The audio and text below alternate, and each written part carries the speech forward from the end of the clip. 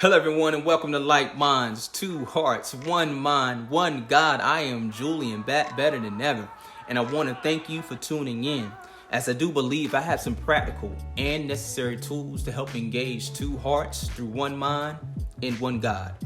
On this episode, I will discuss the final, yes that's right, the final classification of marriage, highlighted from my book. We made it, guys. A stagnant marriage, more commonly known as a broken marriage.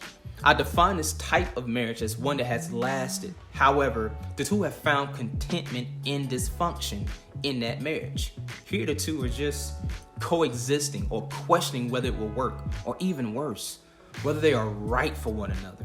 Be not surprised that Hollywood, yes, I'm gonna go ahead and say this, Hollywood has cashed in on the dysfunction of this type of marriage. There are many marital reality shows detailing the implosion of this type of marriage that inaccurately portrays what this type of marriage leads to, that is divorce.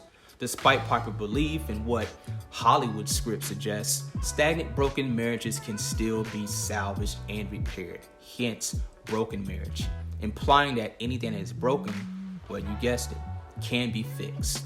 With the proper conversation in a safe place, such as in counseling, my wife and I believe that issues can be resolved, contingent on full participation from both spouses.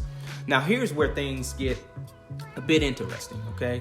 Through much research and by my own observation, stagnant or broken marriages are often cultivated by either pressure or by way of convenience.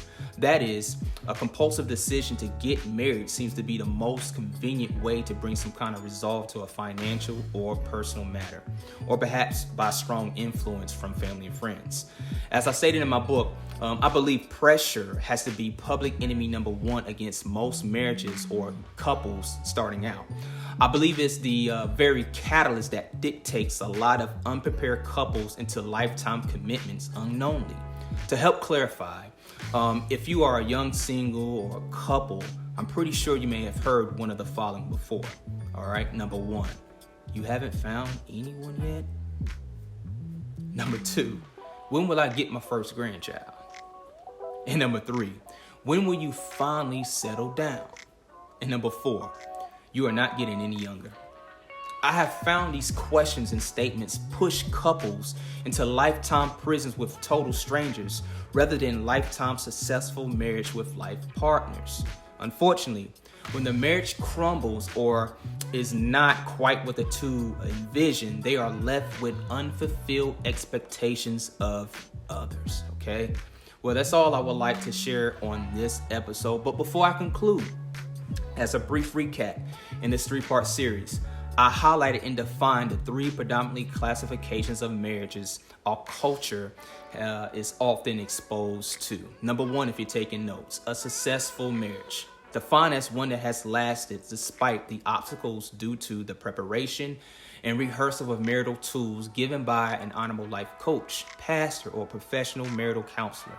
Number two, a failed marriage, defined as one that could not overcome obstacles due to either negligence of the preparation that requires a new life of commitment to a new spouse, abandoning to rehearse the tools from premarital counseling, or lastly, from ignorance, never walking into the understanding of marriage. And number three, a stagnant marriage, more commonly known as a broken marriage, defined as one that has lasted. However, the two have found contentment in dysfunction in that marriage, okay? Like always, thanks for watching. Prayerfully, there was something that I said that encouraged you, or perhaps there was something that you will consider. If so, please subscribe, leave a comment, and share. Until next time, live abundantly. Peace.